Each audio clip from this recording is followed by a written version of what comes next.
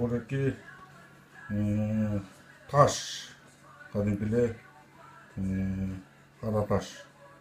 Buraykalarım şunday jaratkan ken, kadimkile ağın жээгинде ак полосасы бар, жүрөк.